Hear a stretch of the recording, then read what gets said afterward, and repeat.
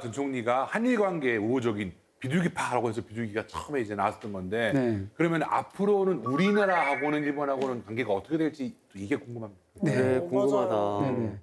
내년이 한일 국교 정상화 60주년을 맞이하는 해입니다. 더구나 이제 급변하는 동아시아 정세이기도 하고요.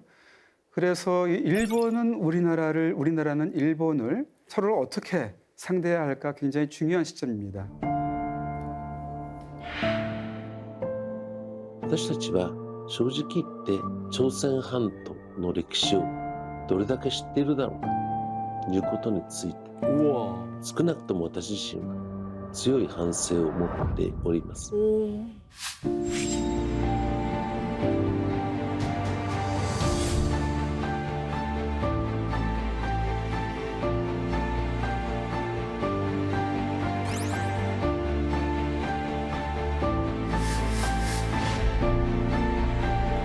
그래요. 어떻게 될 것인가. 어떻게 될까요? 좀 전향적으로 나올까요? 글쎄다. 쌤, 한일 과거사 문제 해결을 저희가 조금 보니까 기대가 살짝 되기도 합니다. 네. 그래도 될까요? 쉽지 않을 것 같기도 해요. 쉽지 않겠지만 그래도 기대가 현실이 되려면 일본이 노력해야 되는 것은 물론이지만 우리의 노력도 필요하다고 봅니다. 혹시 이때를 기억하시나요? 알죠. 지금도 많이 회자되는. 네네네. 1998년도 김대중 전 대통령과 오부치 총리가 정상회담에서 합의한 21세기 한일 파트너십이라는 공동선언을 발표했는데요. 이 공동선언에서 가장 중요했던 것이 과거사에 대한 일본 총리의 사죄였습니다. 그리고 일본 정부가 처음으로 외교 문서에 한국을 직접 지칭해서 식민 통치에 대한 통절한 반성과 사죄를 명기했습니다. 그 뒤로 상호 문화 개방이 있었고 여러분 기억하시겠지만 월드컵 공동 개최도 이루어질 수 있었죠. 그러네. 이때 오부치 총리의 역사 인식을 계승하고 있는 분이 이시바 총리거든요. 그런데 중요한 건 뭐냐 하면 식민지 지배에 대한 반성을 충분히 하는 사람이기는 하지만 일본군 위안부나 강제동원 문제를 해결하자 이렇게 얘기할 때 그럽시다 이렇게 나올 것 같지는 않다는 겁니다. 배상이라고 하는 것은 식민지 지배가 불법이었으니까 그리고 불법 지배를 일본이 반성한다면 배상의 책임이 있어요 라고 하는 게 이게 우리의 입장입니다. 그런데 이시바 총리를 비롯해서 일본 측의 입장은 한일 합방 조약이 법적으로 따지면은 그것은 합법적으로 체결이 되었고 유효하기 때문에 위안부 문제나 강제동원 문제는 더 이상 법적으로 책임질 부분은 없고 1965년도에 청구권 협정을 맺었고 거기에서 일본이 해야 할 책임은 다 했다. 그러니까 한국은 이 조약을 존중해 달라라고 하는 게 공식적인 입장이고 아마 이시바 총리도 그렇게 나올 겁니다. 최근 이슈를 여쭤보지 않을 수가 없는데 네네. 그래서 사도광산 추도식 때 좀 그래도 기대를 모았습니다만 그게 제대로 된 수준에서의 사과의 메시지가 들어가지 않았잖아요. 1940年代に我が国の戦時中の労働者に関する政策に基づき朝鮮半島から来られた多くの人々も含まれていました。亡くなられた全ての方々に改めて深い哀悼の意を表したいと思います。 그것도 역시 강제 동원이라고 하는 말에 대한 한국과 일본의 입장 차이가 그대로 드러난 거라고 할 수 있습니다.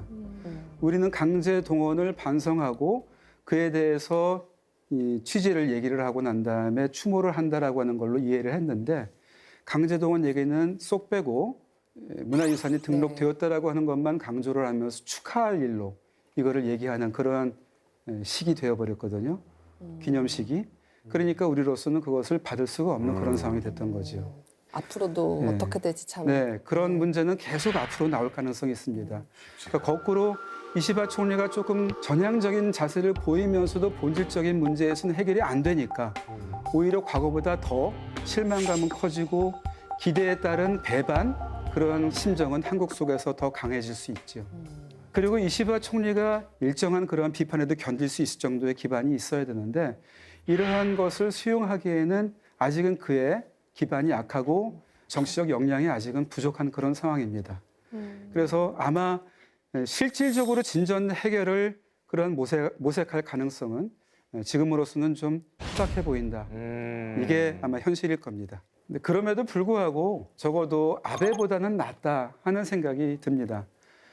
그래도 이시바 총리는 테이블에 앉아서 좀 우리가 얘기를 해봅시다 하면은 앉을 사람인 것 같긴 해요. 안 들어준다. 근데 그때 이제 남북 관계 또는 북일 관계가 굉장히 중요한 역할을 할 수 있다고 생각합니다. 북일 관계. 네네. 북한이 여기서 나오는군요. 네, 보시는 것처럼 2002년에 고이즈미 총리와 김정일 국방위원장 간의 만남이 이루어졌습니다. 당시 이 회담에서 북일 평양 선언이 채택됐는데요. 네, 여기에는 국교를 정상화한다. 일본이 북한에 경제 지원을 한다. 일본인 납치 문제에 대해서 사과한다. 재발을 방지한다. 하는 등의 내용이 담겨 있었습니다. 이때 김정일 위원장이 일본이 확인을 요구했던 납치자 13명의 생사 여부와 함께 추가로 1명의 생존 사실을 통보해 줬었어요. 그때까지는 완고하게 그런 사실 없다라고 부정해 왔거든요. 근데 여러분 어떻게 북한과 일본 양국 간의 만남이 이루어졌던 걸까요? 김대중 전 대통령이 만들어준 거라고 볼 수 있습니다. 한번 만나봐. 처음부터 한국, 북한, 일본 간의 연결고리를 이해하고 98년도에 한일 정상회담에서 공동선언을 하고 2000년 6월 15일에 남북 공동선언을 합니다. 그리고 그 다음이 2002년도 북일 정상회담이었고 이것을 저는 동북아시아의 평화 삼각형이라고 얘기를 합니다. 이 세 개 공동선언이 평화 삼각형을 위한 기둥이라고 할 수 있고 이 꼭지점을 잇는 삼각형을 만들려고 노력하신 것 같거든요.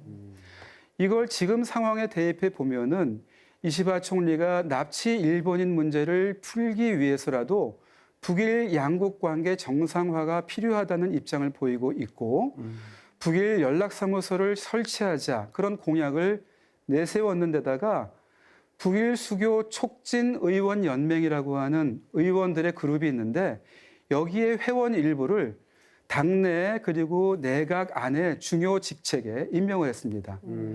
그렇기 때문에 우리 정부가 내년에 한일 국교 정상화 60주년을 맞이해서 김대중 오부치 공동선언을 계승하겠다고 밝힌 만큼 그 안에 있는 내용을 계승을 해서 한일 관계뿐만 아니라 남북 관계, 북일 관계도 안정적으로 만들어서 동북아시아의 평화 삼각형을 다시 형성하는 그런 해가 되면 참 좋지 않을까 이렇게 생각이 됩니다.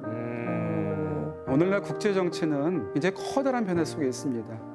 그리고 그 속에서 우리나라는 중요한 기로에 놓여 있습니다. 그런 상황에 대비하려면 무엇보다도 유연성이 필요합니다.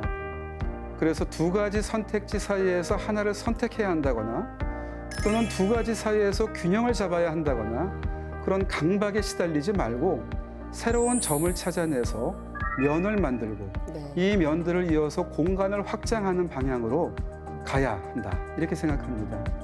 즉 전략적 유연성과 융통성을 가지고 상황 변화에 대응할 수 있어야 한일 관계든 또는 불확실한 국제 정세 속에서 발생하는 여러 외교 안보적 난제든 잘 풀어나갈 수 있을 거라고 봅니다. 네.